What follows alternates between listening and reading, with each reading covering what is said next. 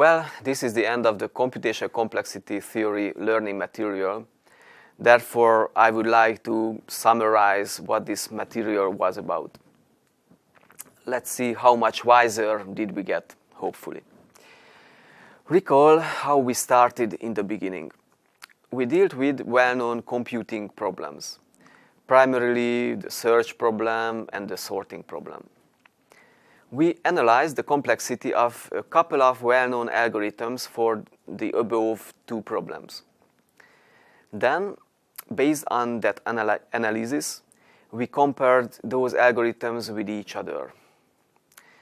Then we started to explore the theory with the main objective of defining large complexity classes, for example, NL, L, P, MP, X time P space, and so on.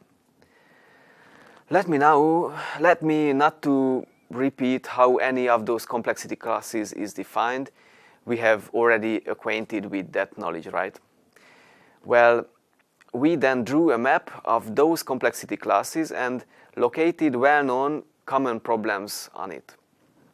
To do this, we needed some useful tools. For example, such a tool is the witness theorem, which is very handy for proving a language to be in NP. We got to know the tool of reductions, which is necessary for proving a problem to be complete for a complexity class. Furthermore, if we have already found complete problems, then we are able to use well-known algorithms for other problems by reducing them to the complete ones. Thus, reductions are very powerful tools. In my first video, I envisioned that you are gonna be a programmer one day. Now, at the end, I am envisioning that you are gonna be a very conscious programmer. When getting a new programming problem, you will be able to investigate if, first of all, the programming problem is decidable. That is, will your program always terminate in finitely many steps under any circumstances? This is a highly important question that should be answered already at the beginning.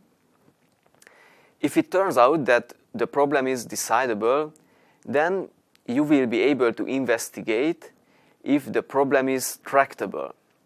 That is, it can be solved in reasonable time.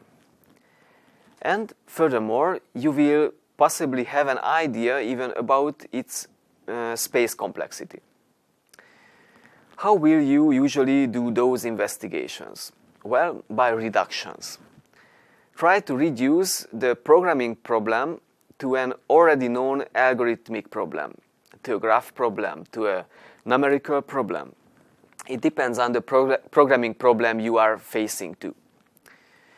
Try to construct such a reduction even in your mind or on a sheet of paper.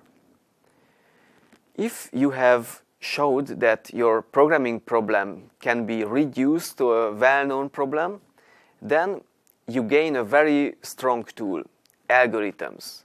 Algorithms for solving that well-known problem. Classic algorithms which have been available for decades or centuries. Those are typically optimized algorithms. So the message here is that you should develop programs not in a hasty way. You should not hack in a brute force way, despite temptation, of course. You should wisely try to reduce your programming problem to already existing, well-optimized algorithms. So I think after done with the computational complexity theory learning material, you will be able to work as a very conscious programmer in the future.